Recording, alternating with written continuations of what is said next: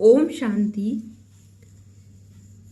हम सुन रहे हैं सतगुरुवार भोग संदेश, जिसमें बाप दादा ने कुछ विशेष इशारे दिए हैं। बाबा ने कहा, सरेंडर होना अर्थात हर श्रेष्ठ कार्य में जिम्मेवार बनना। संदेशी जी बोली, आज आप सभी पांडवों की याद प्यार लेकर जब मैं वतन में बाबा के सामने पहुंची तो बाबा ने मेरे गले में अपनी बाहों का हार डाल दिया और अपने हृदय का हार बना दिया। देखो, यह मधुर मिलन मन ही जाने। आप सब भी योग बल के द्वारा उड़कर वतन में पहुंचकर यह अनुभव जरूर करना। बोलो, अभी अभी कर रहे हो या करना है? फिर बाप दादा कुछ समय के बाद बोले कि बच्ची, आज बच्चों की याद प्यार लाई हो? मैंने कहा, बाबा, आज तो सेवा केंद्र पर रहने वाले सरेंडर सेवाधारी पांडवों की याद लाई हूँ। बाप दादा मुस्कुराए और बोले, वाह, इस ग्रुप को नाम तो बहुत अच्छा दिया है, सरेंडर। तो आज आप इन सब बच्चों से यह पूछना कि सिर्फ अर्पण है व कुछ कुछ अर्पण है व सर्व अर्पण है। तो बोलो, आप सब तीनों में से कौन हो? नंबर 1 हो, 2 हो या नंबर 3 हो? ज्ञान के दर्पण में अपने स्वरूप को देखा है कि कहाँ तक सरेंडर है?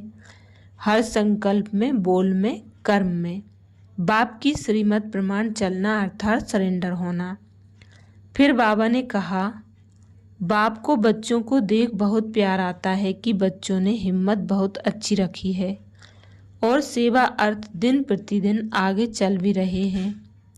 लेकिन साथ साथ बाप दादा जानते हैं कि इस ग्रुप की और भी कई जिम्मेवारियां हैं। बोलो पांडवों, आपको अपनी और जिम्मेवारियों का पता है? आज बाप दादा ने आप सबके ऊपर बहुत बड़ी जिम्मेवारी रखी है। बताओ कौन सी होगी? तो बाप दादा बोले, एक जिम्मेवारी तो यह है जो सदा निमित्त बहनों के साथ साथ संगठन को और निमित्त बने हुए सेवा केंद्र को रूहानी अव्यक्त वातावरण वाला बनाना है। और दूसरा, बाबा ने कहा कि सेवा में सदा हाजी, अथक और निर्विघ्न स्थिति में रहकर सेवा को आगे बढ़ाना है। समय, संकल्प और कर्म को सफल करना है और श्रेष्ठ खाते में जमा का खाता बढ़ाना है। बोलो, यह जिम्मेवारी निभा रहे हो ना? बाबा ने फिर कहा कि ऐसे नहीं समझना कि यह तो बहनों का काम है, लेकिन सरेंडर होना अर्थात हर श्रेष्ठ कार्य में जिम्मेवार बनना। बाप दादा की इस ग्रुप में भी बहुत बहुत शुभ आशाएं हैं। अवश्य यह ग्रुप स्वपरिवर्तन द्वारा हर सेवा स्थान में ऐसा वायुमंडल बनाएगा जो आने वालों को आते ही रूहानी वाइब्रेशन का अनुभव हो। बोलो बच्चे, ऐसा दृढ़ संकल्प किया है ना? हिम्मते बच्चे, मददे बाप दादा। तो पदम गुणा हर समय मददगार है ही। पांडवों का साथी पांडवपति सदा साथ है। ऐसे कहते हुए फिर बाबा ने कहा कि बच्ची, मेरे पांडवों के लिए आज क्या सौगात ले जाएंगे? तो मैं मुस्कुराई। बाबा ने सेकंड में क्या दिखाया? एक सुंदर थाली में बहुत से कमल के पुष्प थे जो बहुत विचित्र और सुंदर थे।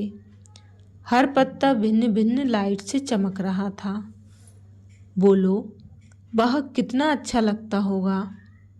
दिल को बहुत आकर्षित कर रहा था और उन पत्तों में लिखा हुआ था, एक, बाप दादा को सदा साथ रखना और दूसरा, सदा साक्षी, न्यारे और प्यारे रहना।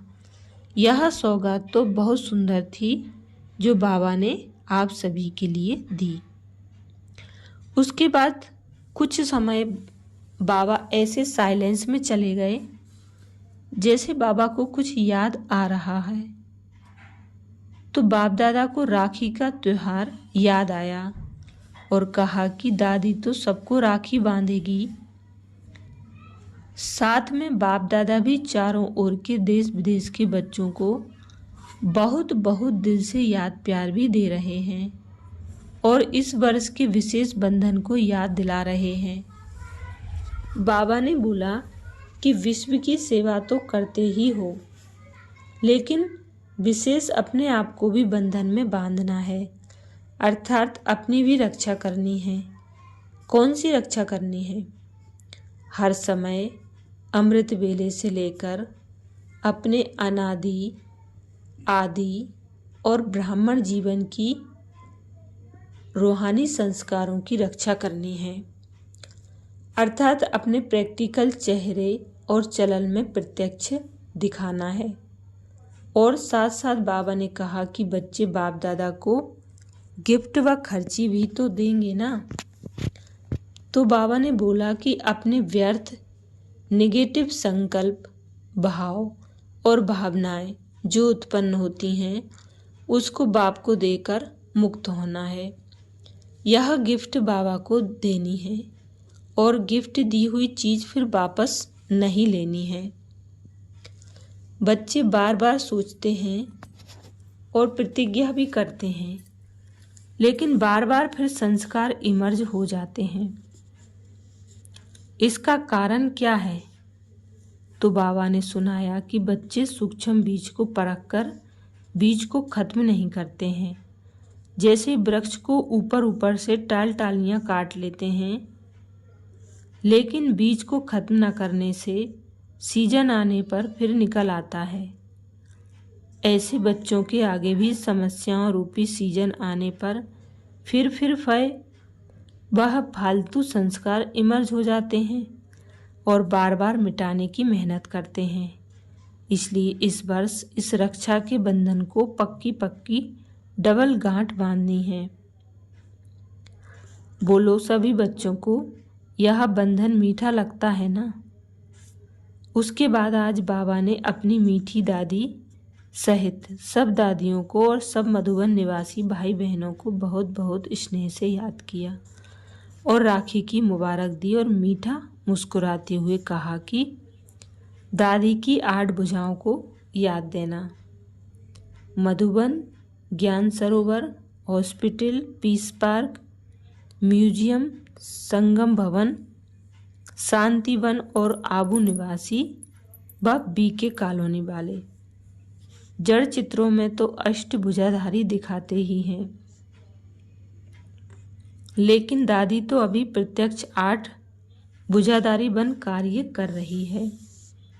8 ही स्थानों के सर्व बच्चों को बाबा ने याद दी और कहा कि हर एक बच्चा अपने अपने नाम व विशेषता सहित स्पेशल बाप दादा का याद प्यार लेवे और बाबा के लव में लीन हो जाए। ऐसे सबकी याद लेते और देते हुए मैं साकार वतन में आ गई। अच्छा, ओम शांति।